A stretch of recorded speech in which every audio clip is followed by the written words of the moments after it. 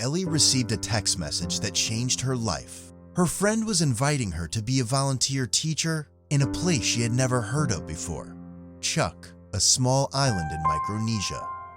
Ellie discovered that the CHUUK Seventh-day Adventist school was in dire need of teachers, with only 6 teachers for 150 students. After praying for guidance, Ellie filled out an application and boarded a plane to Micronesia, unsure what to expect.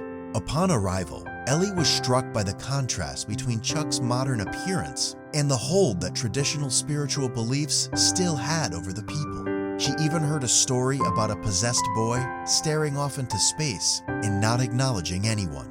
Despite the challenges, Ellie feels that her work at CHUUK school is making a real difference in the lives of her students and the community. Most students come from non-Adventist families, making the school a mission school. Although some days are difficult, Ellie believes that God put her in CHUUK for a reason and gives her the strength she needs to serve Him. She has learned that our own goodness or capability doesn't always measure success in our Christian walk, but by how we listen to and obey God's voice.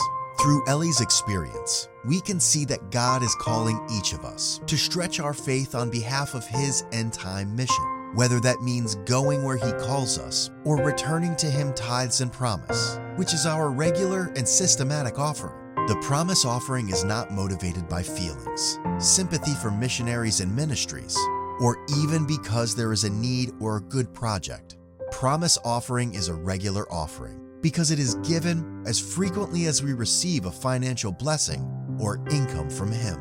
It is given not in expectations of God's blessings, but in response to His care every time He blesses us financially.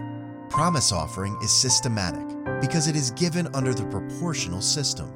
It is called promise because we need to prayerfully purpose about the frequency and percentage of the income that will be regularly dedicated to the Lord as an offering for a certain period.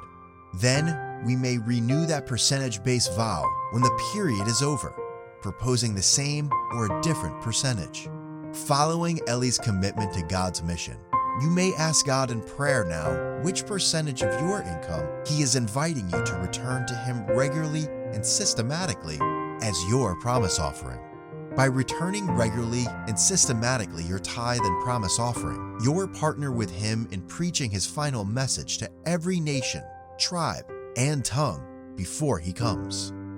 May we put our desires last and God first.